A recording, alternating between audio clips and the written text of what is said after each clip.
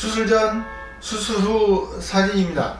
저를 이 상태로 찾아오셔서 수술하고 나서 한 달 만에 이렇게 고쳤는데요.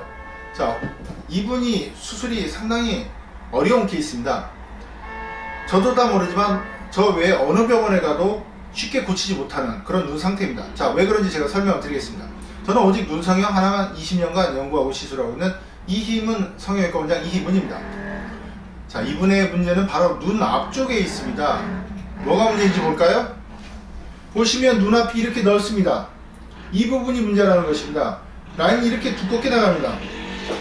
이것을 교정하지 못하면 쌍꺼풀 재수술은 불가능합니다. 자, 왜 그런지 제가 설명을 드리겠습니다. 이분이 이것 때문에 수술을 여러 차례 받았는데 결국 이 부분은 조금 얇아졌다고 합니다. 근데 여기는 못 고쳐갖고 지금도 이렇게 두꺼운 상태입니다.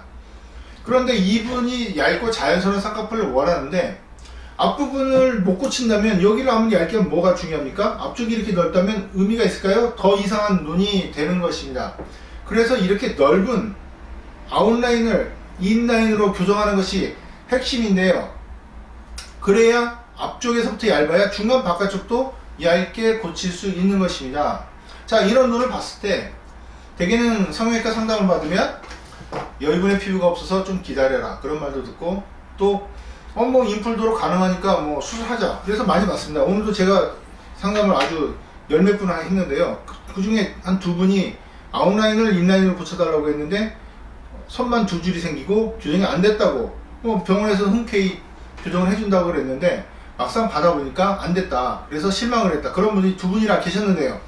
자, 여기 이렇게 쌍꺼풀 라인을 만들면 인폴드가 들어갈까요? 절대 안 들어갑니다.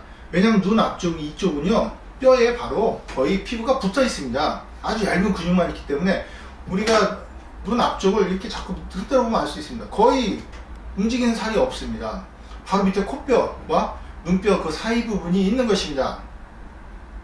그래서 이쪽 눈 앞쪽을 인폴드나 아니면 아주 얇은 인아웃으로 교정을 해야지 이렇게 앞에서부터 얇은 쌍꺼풀이 되는 것입니다.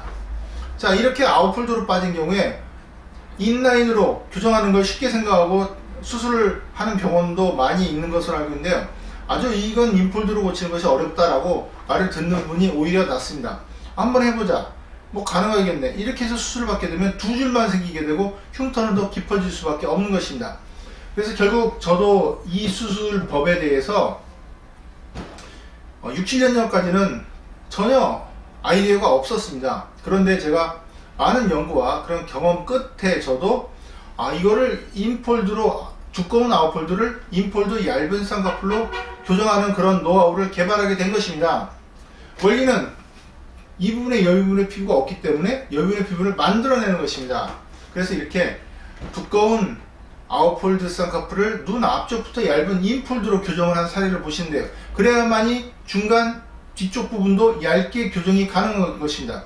앞쪽이 굵으면 중간 바깥쪽을 얇게 할 수가 없기 때문입니다. 자, 이렇게 오늘은 정말 난해한 경우, 사실 저희 병원에는 정말 난해한 분 전국에서 다 오십니다. 해외에서 오시지만 어떻게 해보지 못한 경우, 저도 어떻게 할 수 없는 그런 분도 오시지만은 그래도 저는 그런 분들 많이 경험하면서 아주 제 노하우로 정말 어려운 경우도 극복해 나가면서 보람을 느끼고 있습니다. 자, 시청해 주셔서 감사합니다.